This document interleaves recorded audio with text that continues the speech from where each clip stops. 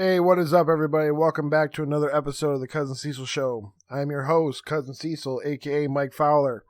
How you doing this week? Hopefully you're had a great week. Hope nothing holds you down. You had a bright and beautiful week. Work wasn't bad, and that was my way of doing a little affirmation for you.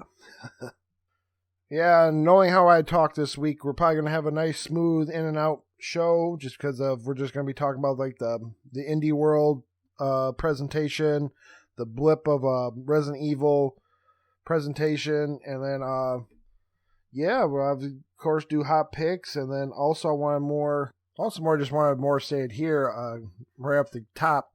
Hey, congratulations to now friend of the show, to Damian Connelly. His book, obviously, we've talked to, and hopefully go check out the interview I did with him about You Promised Me Darkness. This week, Behemoth Comics said that it has already sold out, sold through his 32,000, because when we first discussed it, like you heard in the interview, there was already 30,000 sold, probably 2 stores, or to our people like me. And it's going into second printing, and they're going to do 12,000 more issues. So just more pat on the back to Damien. That's awesome to hear smaller independent comics like this, or Behemoth, for being a smaller production studio, to get in a second printing. And then also, I guess, for more of a teaser, that's also cool because Mad Cave Studios with Nottingham said that they are officially putting Nottingham issue 1 into third printing. This will be the first ever third print of a Mad Cave Studio comic book. So, that might be a behind the veil teaser for something coming up with the CuzNCiseal show. But yeah, what was another thing? Oh yeah, this week also is definitely going to be more what I do compared to what I was playing, because I've just been playing some Fortnite, and this has been a birthday week, then some in this household.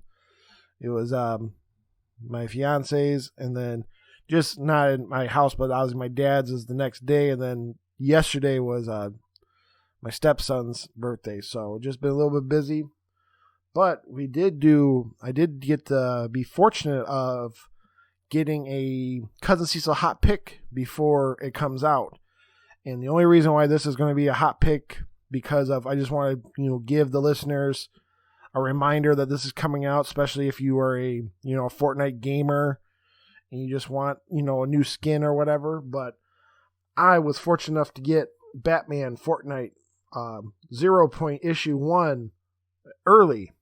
I got it this last Wednesday not because I'm an insider or something with the podcast. I was just at the right place at the right time. And there's this comic shop coming in another town that's, Michigan is. When I say, there's a comic shop in another town, that's normal. To just take that little extra 15-minute thingy, you're already in another town drive. But nonetheless, I was looking for a new comic shop, and then I didn't want to go into the depths of Flint just because of what is. So I checked out this more outside town, and I walked in, and I was right on the wall. I'm like, whoa, Fortnite 0 Point. And now, as a retrospective hindsight, I think they had also this Wednesday's Justice League number 60 up early. So I'm like, but I didn't think about it right then and there. I should have picked it up. But I asked the lady, hey, is this up for sale? I was like, yeah. I'm like, okay.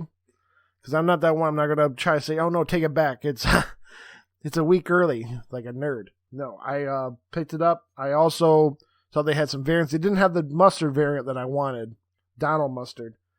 He did a cover. Plus, he also is he did kind of the story, and then obviously he has this guy named Gage his last name's Gage, to be like the comic person. Like, all right, you have this story, I'm going to form it into a comic book. And then, but yeah, I just more doing like a little quick review on it. It is definitely, I want to call it lackluster, in the sense of it's a very like push you into the idea that there's a crack in the Gotham City, in the sky, like the universe is cracking in itself, and it sucks in Batman as well as Harley Quinn into the Fortnite world. And then once Batman gets there, he doesn't know who he is, but he knows he's really highly trained martial artist and all that shit. He can't speak because that's how Fortnite people don't speak. But it is, and then he meets at the end Catwoman. But it's just a very, when I say, because I say like that because it's so simple of a issue one that it's just bland. And then you need the next couple issues to probably even make it be more enticing. Because even for $5, I'm like, oof. It was an alright book, but the reason why people are going to pick it up is because you get the DC Rebirth skin of Harley Quinn in issue 1. But in my honest opinion, if I knew this before, because obviously now we're getting into those advertisements for this week's comics, you could order a year's worth or even like this month's worth, which I don't think it'll average out like that, but instead of $5 for this one book, either $7 or $8 for a month or $75 for the whole year, you can get DC Infinite, the app. And they said this week in the advertisement that this 0 Point story is going to be in the DC Infinite for the price of your admission, so you can get a code for Harley Quinn without buying the book. So if you want it just for a fortnight and then also have a way better catalog of old books to read, I'd go that route.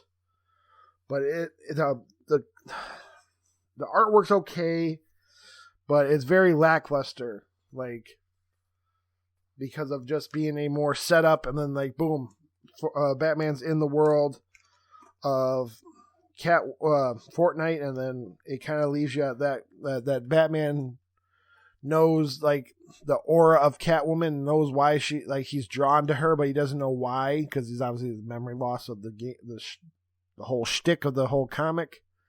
So we'll see how it goes in the next couple issues.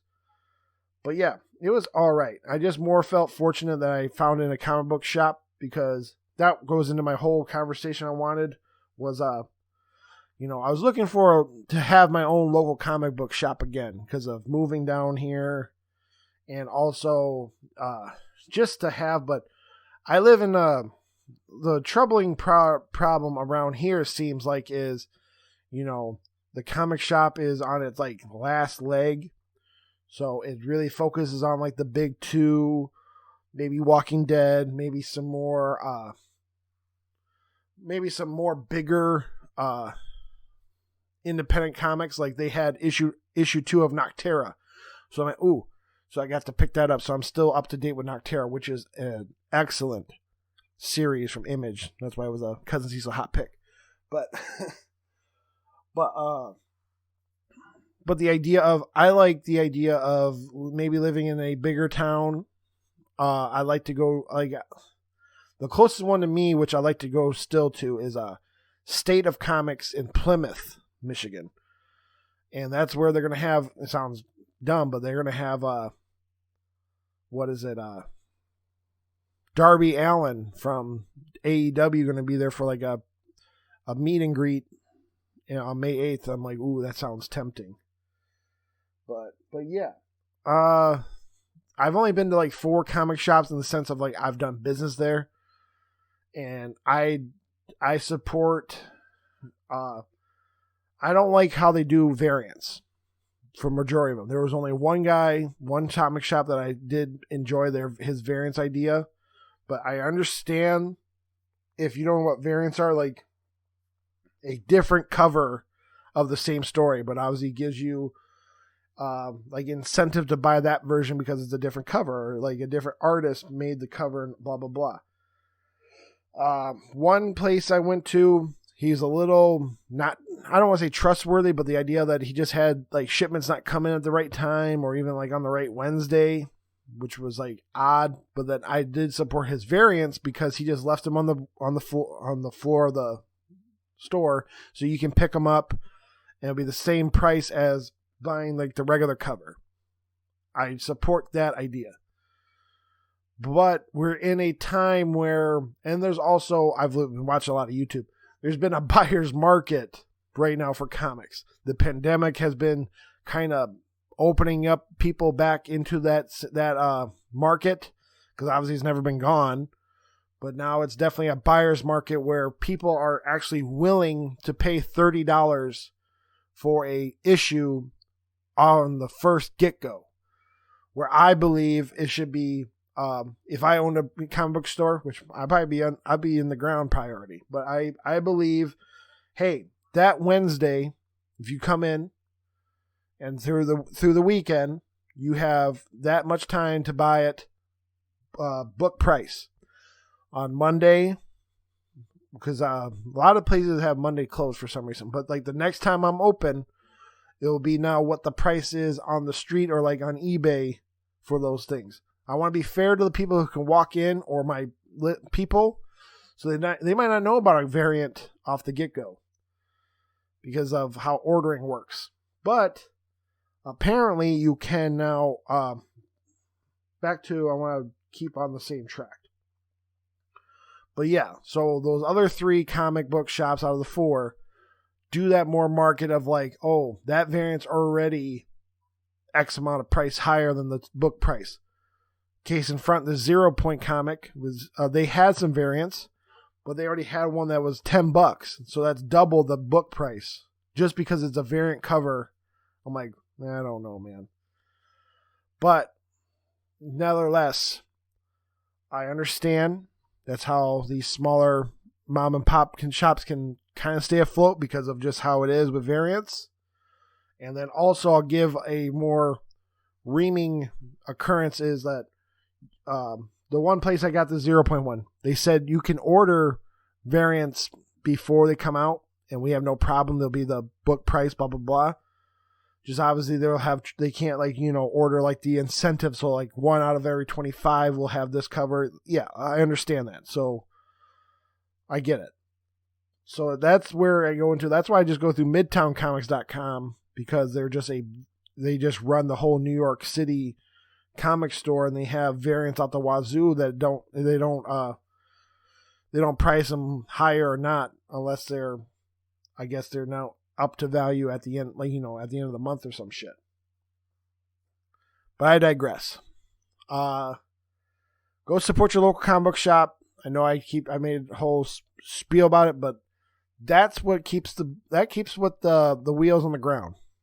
Those local comic shops where people can have a community, conversations. It goes into that idea of like if anything, the comic book shop needs it because it's definitely the true showing of what a brick and mortar store is for like how people describe GameStop.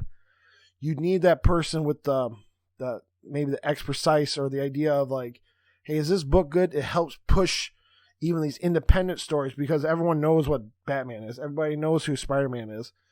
You need those comic shops to go like, no. You need to also look at this or listen to that. Or I guess you can also listen to me, the CuzNCiseal show, because that's what I try to do. But yeah. But anyway, that was me. And also about comics. Let's get into this week's news. And we're going to start off with a comic news of Image Comics and Skybound Entertainment will launch a 5-issue limited comic book series, Skybound X. The exciting comic event will feature iconic characters such as The Walking Dead's Rick Grimes, Telltale's The Walking Dead Clementine. So this will be Clementine's first time as in the comic books. And more from Skybound favorites. Heavy hitter creators include Robert Kirkman and Ryan Otley, Tilly Walden, Donnie Cates, Joshua Williamson, Chip Zdarsky, James Harron, and Daniel Warren, Johnson will contribute stories from the best Skybound series past, present, and future. Each oversized weekly issue will kick off with a chapter from Rick Grimes' 2000, a story originally introduced in the back of Walking Dead issue 75 and reuniting the Invincible team Robert Kirkman and Ryan Otley. In addition, all new series with brand new comic book characters will debut throughout. The first new comic book character will feature, obviously we're talking about Clementine, and will also include a new story from the world of Assassination, Excellence, and Manifest Destiny.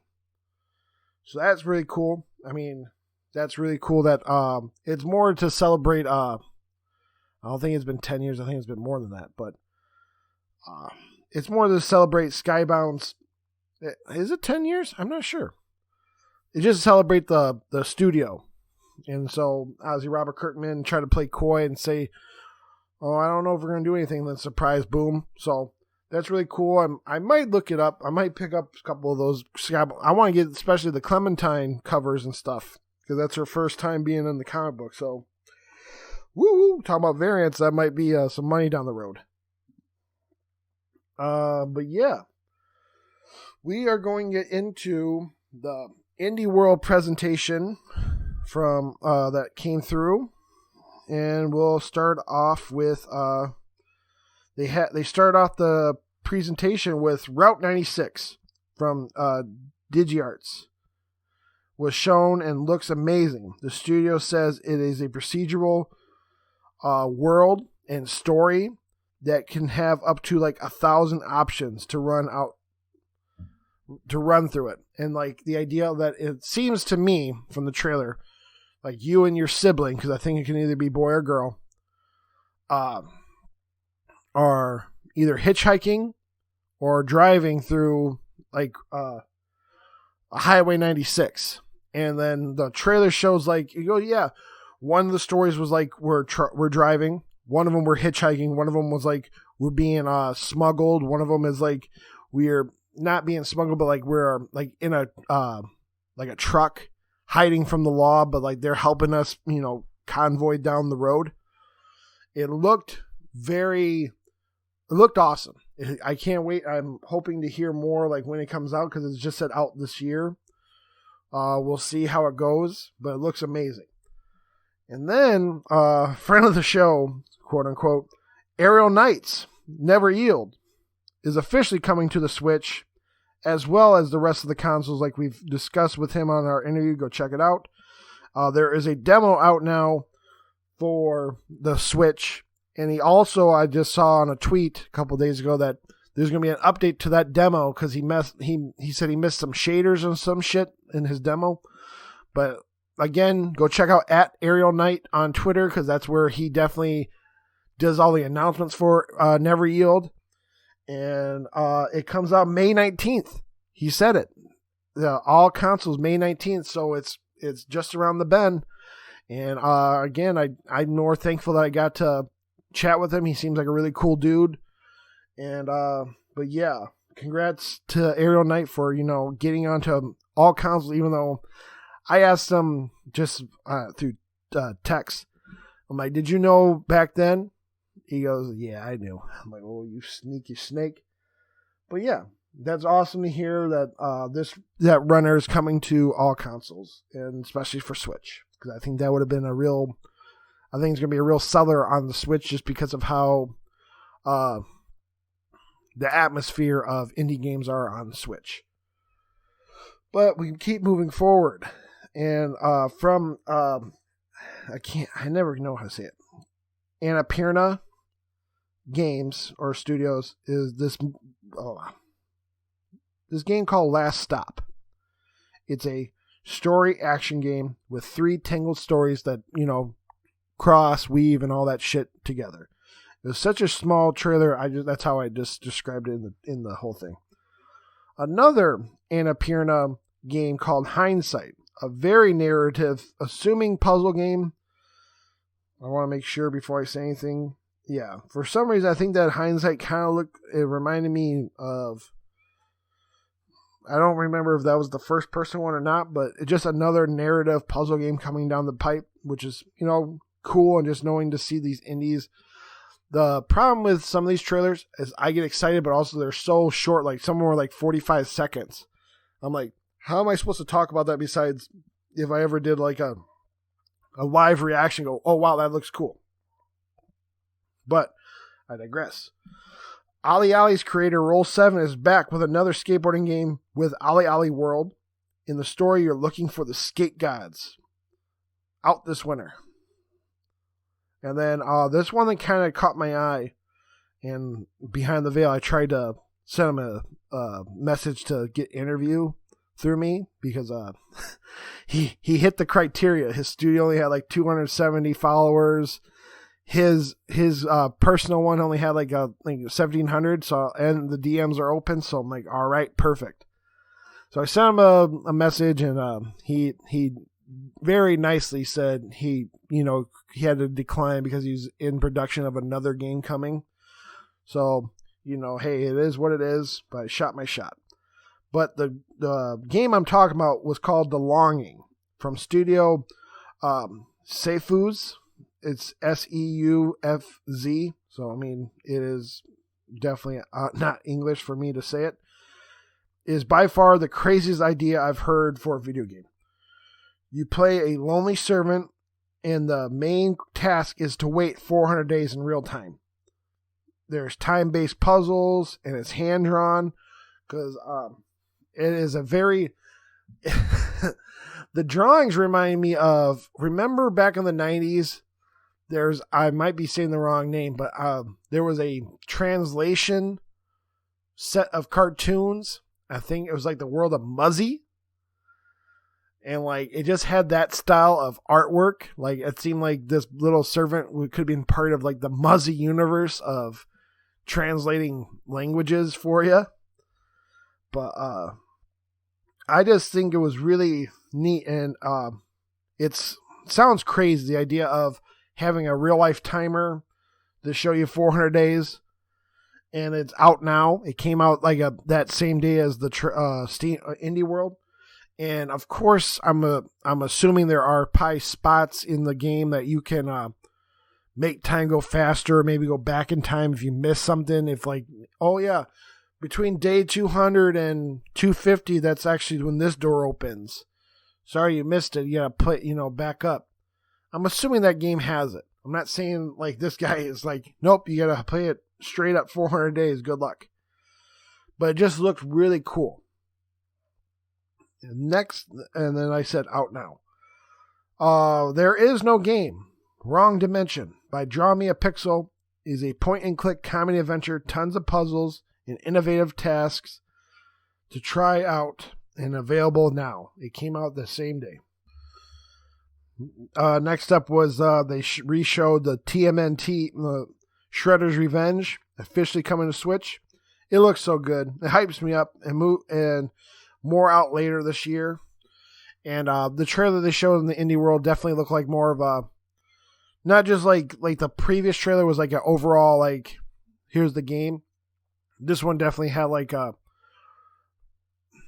character trailer where like popped up and showed like the art wave of like Raphael, and then show a little bit of him, Donatello, a little bit of them, Michelangelo, a little bit of him, Leonardo, boom, boom, boom. I wish they had a real release date for it, but hey, it is what it is. And then next was Chris Tales, CRIS Tales, by Modus. A cute little RPG where it looks like combat is turn-based, and like the shtick is time manipulation. And a way to describe it also is like it is a 2D RPG, so you go left and right for the story, but there are some scenes that you can go the different dimension, like go forward, like towards the screen, and go back of the screen. And it looked had a very awesome aesthetic of the art. But yeah, it comes out July 20th. That's awesome. And then the next game after that is definitely hard to say. Getsu Fuma Den Undying Moon It looks like it's published by Konami, and it's developed by Guru. It looks like a 2.5D Japanese water painting in my head, or like even like how like Japanese style tattoos are. So like it looked like it could be on the back of like a Yakuza guy. But it is Metroidvania, out next year. And then next was this one also caught my eye too, a trailer for Aztec, spelled A-Z, like tech, like technology, T-E-C-H, Forgotten Gods. It was shown by Lenzo Studios. The best way I could describe it is that it's a Zelda game where you go around the world and kill Aztec gods to level up your little like stone arm weapon. Like it looks like you have like you look like you have like Hellboy's arm. They can come off, but upgrade your weapon. And you go through dungeon to dungeon to kill these gods. It looks awesome. It has cool artwork out this fall. Next was Skull the Hero Slayer. Is a 2D action roguelike with like and the gimmick is that you swap heads to get new powers. And kind of like Kirby. out later this summer. And yeah, basically the next was all sizzle reels. So I'm just going to say them without like really breaking it down, because unless they say something. Next was in the sizzle reels, you saw Art of Rally by Fun Sector, an artsy car rally game out summer. Kiwi, which I think we've talked about before, but it's a co-op puzzle game that you play as kiwis, like the bird, out in August. Labyrinth City, Pierre and the Maze Detective. Looks like it literally looks like you're playing in a Where's Waldo picture, and like there's so much compact art. Like it was like they show like a street, like a city street, and they had like 50 fucking people, and like there's just a small path you're supposed to route your way through, and like go up a little bit of a ladder, shoots and ladder style. Like it looked like a board game, like or Where's Waldo picture. It's hard to describe. Next was Weaving Tides. Looks like on rails game where you're on these flying creatures that also look like they're weaving a tapestry. Seemed alright. Out in May. House of the Dead remake. Looks like a 3D dungeon idea of House of the Dead. I don't know if it's on rails, because some of the shots seem like you had like a choice if you want to go left or right before you like take your next step in like those 3D dungeons. I could be wrong. Out later this year. Ender Lilies. Quietus of the Nights. Looks like a Metroidvania with a dodge roll. Out June 21st. Beast of Marvilla Island. A 3D adventure game where you can go take photos of animals, out in June. Fez, which was announced there to be coming to Switch. And it's out now, so you can go play Fez, like that older game. And there's an Indie World sale going on, because obviously you must go support these indie studios. That'll be awesome. And they ended with the show with one more thing. And that was, they showed Oxenfree 2, Lost Signals, out this year. I mean, that's cool. I didn't know that Oxenfree was getting a sequel. And like, it's cool to see, like, people really like that game. I didn't finish it. I need to go back to it. But yeah, I had trouble with sounds dumb, but I think it was more because Oxenfree 1 is definitely under the role of it's an easier platinum. So my problem was back then when I played it, I'm more focused on what are some of the things I have to do to get the platinum compared to just enjoying the game. So yeah, I'm glad to see that it's coming out, and we'll see. But yeah, that was it for the indie world. I think it was great. Of course, I love seeing indie games. I'm glad to see Aerial Knight was there. I'm more glad to see people actually speak about Aerial Knight now, because in my head, I'm like, where were you when IGN just did that indie showcase and all that stuff? Like, where was all the chatter now? But now, because Greg Miller and them saw it on that, they're like, oh yeah, it looks good. Way of the industry, but that's just me. I digress. Then later this week we had the Resident Evil showcase. And long story short, this motherfucker was only 20 minutes long. And basically what was announced was there were 2 demos that are coming out. We just got done with the first one, because the first one was out the 17th at night for 8 hours, and you got to play 30 minutes of it within the 8-hour window. And then there's another one coming out. There's another 30 minutes coming out sometime. I can't remember when. But on May 1st, there is an hour-long demo that you can choose between either the village or the castle. So this last one on the 17th of April, I believe was a castle demo, or it was either flip-flop it. It's either a village demo and then we're going to have a castle demo coming, or May 1st you get to play an hour of it, of either or. And then the long story short also was PlayStation got to get the demos first, and we got to pre-download those demos here or there.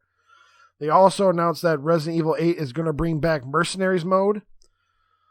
So, and then they also will have the RE-verse game included. So it's going to be a pretty packed what you're going to get for $70 or $60. But yeah, they're going to bring out Mercenaries mode. Mercenaries mode was like a horde mode. Then you score points to see how long you last. And then they had basically PlayStation congratulate the 25 years of Resident Evil. They had Shuhei, Mark Cerny, one of the directors of Naughty Dog, which was not Neil Druckmann, and that was it. They had Resident Evil getting announced that they're going to get a chapter in Dead by Daylight. And then they also showed news about the Netflix show Infinite Darkness. And that was it. They all right, bye, see ya. And then apparently somewhere else they announced that Resident Evil 4 VR is coming and is exclusive to the Oculus Rift or Oculus. And where was that news? Why didn't they announce that during the big one that they were announcing or promoting all week? But yeah, that was it for the Resident Evil part. And then another quick thing that I guess I had on here is Deadline reports that Netflix is interested in a new series set in the Castlevania universe with an entirely new set of characters. And before we get into hot picks, I want to kind of more address some stuff that I've been reading lately. Two of them are going to be more congratulations. One of them is Mario Kart 8 has now become the world's biggest selling racing game. Hey, you know what's going to happen when you've promoted it twice in 2 different games, and one of them did really good even on a dead system like Wii U, but then now the Switch. Awesome. Congratulations. And then you cannot say no, but congratulations to PlayStation. They just announced that the PlayStation 5 is the world's fastest and I think the most profitable system within the first 5 months. Like even by money, it's the highest fasting earn system ever. But apparently, some places, some podcasters, and some YouTubers have been writing on that Jason Schreier news and got interviews with the game director or something of Days Gone. Because, long story short, obviously we had that whole discussion last week. PlayStation didn't want to do Days Gone 2. They're really heavy on blockbusters.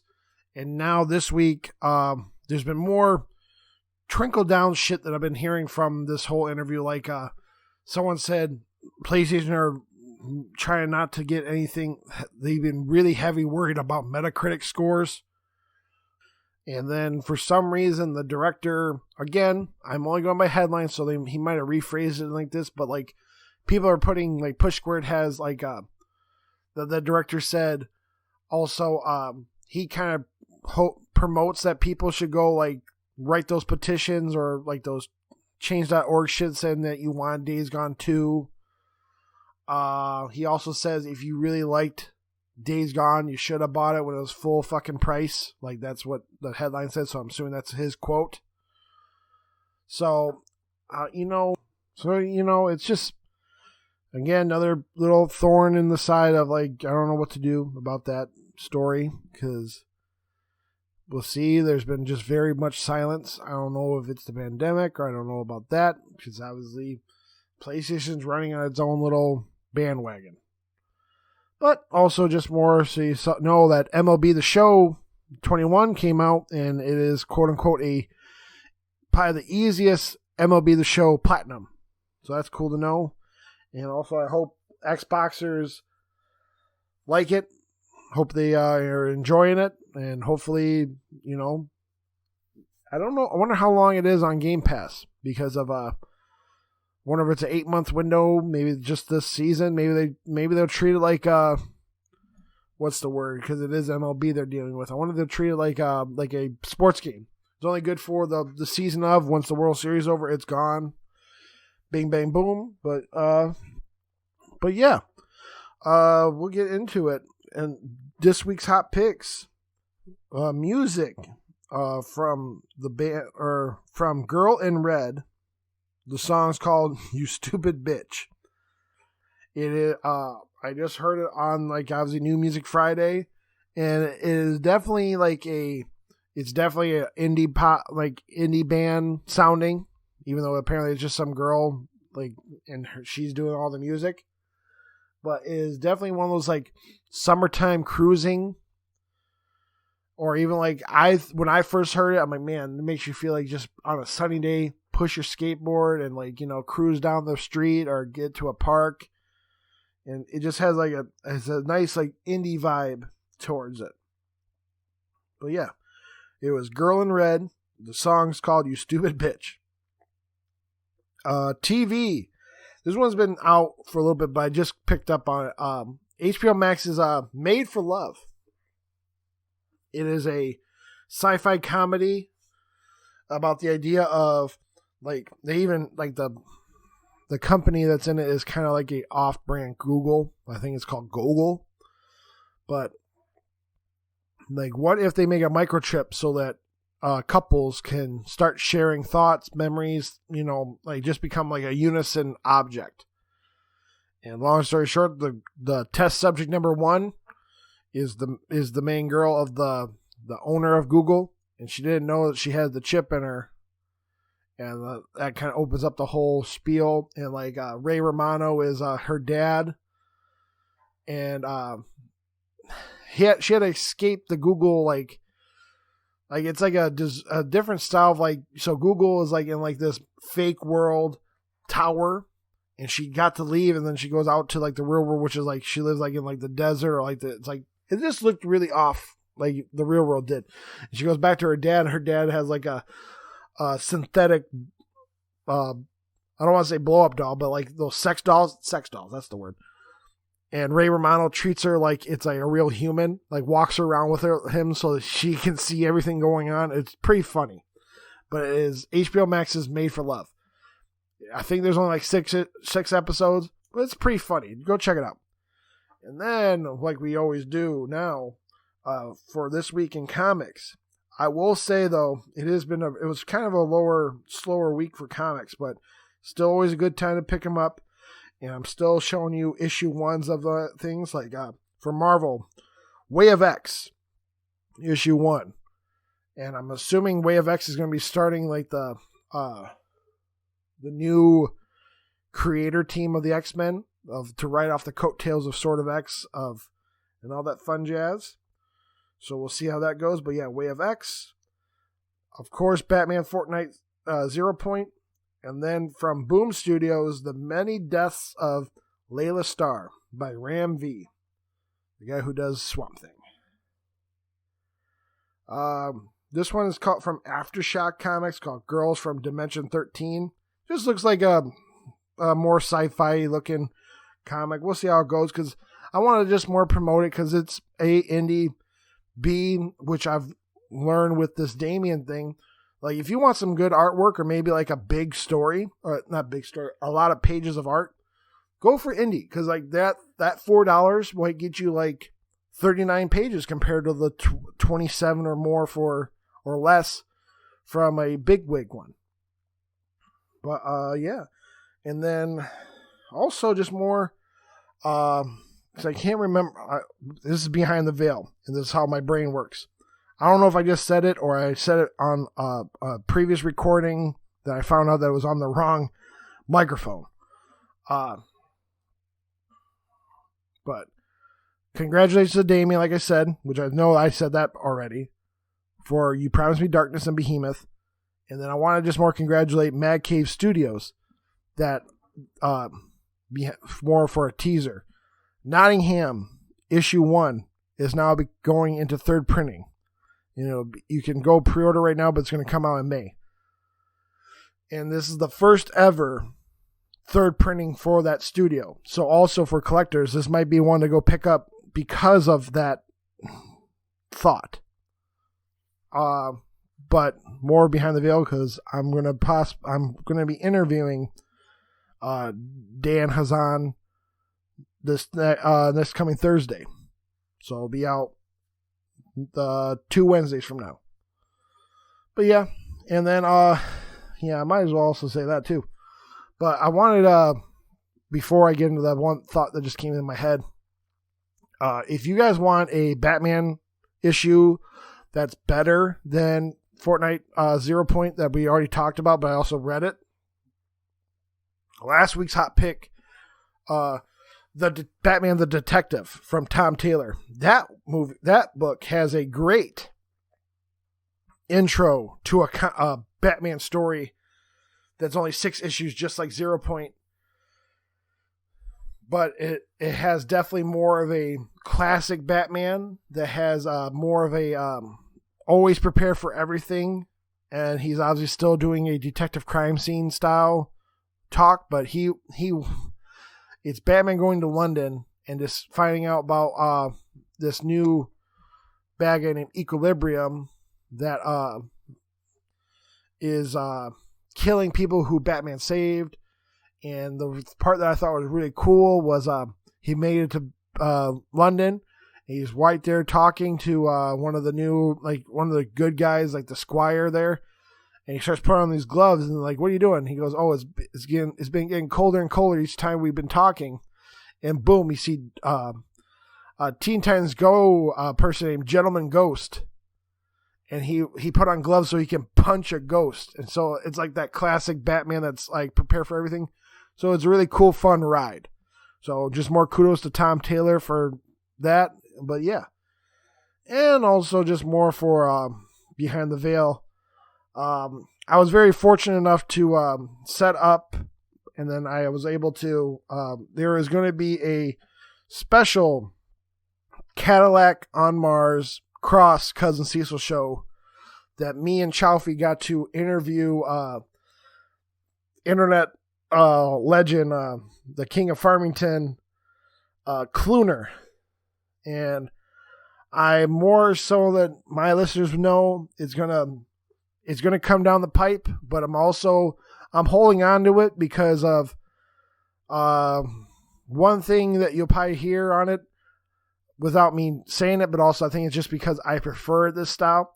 I froze, and Chalfie ran the show in a good way. I'm more happy. I'm actually very happy and fortunate that he was there, because he is definitely more of a listener or music guy to also speak the language better of, like, you know, styles of music and like how to describe like what he wants to know about the music. If you didn't know, go check out Cadillacs on Mars. He just did do an interview with the Bruiser Brigade's one of their DJs. I can't remember offhand, so I'm not going to say his name right now. But yeah, no, he's doing great work over there. And also, it's him and Delvin Cox on special interviews. It's just Chalfie at this moment in time. But yeah, I got to talk to Cluner, and it was really cool. Granted, when you hear it, he just got done with his vaccine shot, so I don't know if he was either like, they just wrapped this baby up or just what it is. And also is our way to find out that Zoom for free people, if you have 3 or more people in your Zoom call, it only give you a 40-minute limit. So yeah, that's another fun note to know. But yeah, that's the show. Please go follow me at MikeFowler93. You guys can send me questions or even tweets or whatever. And, I'll save them for the show, or even I'll definitely probably reply them then and there. But, hey, go follow me. Yeah, and then that's it. You guys hopefully enjoyed the show. Come back next week. Go check out those interviews to make sure that you get those listens up. But yeah, and till next time, be good to each other, and peace.